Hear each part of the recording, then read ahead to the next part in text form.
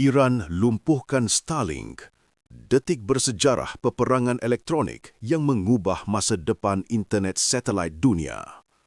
Penggunaan sistem peperangan elektronik grade ketenteraan oleh Iran untuk melumpuhkan Starlink semasa gelombang protes nasional menandakan kali pertama sebuah negara berjaya menetralkan internet satelit orbit rendah bumi sekaligus mencabar kedaulatan digital global dan keselamatan komunikasi berasaskan angkasa.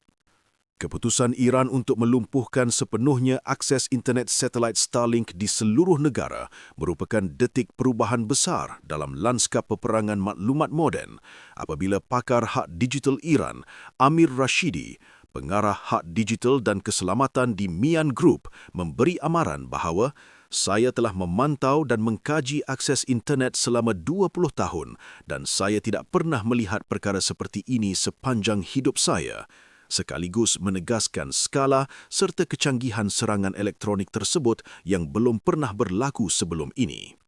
Ketika protes anti-rejim semakin memuncak di Tehran, Mashhad, Isfahan dan lebih 190 bandar lain, Tehran melancarkan kempen penindasan digital berlapis pada 8 Januari 2026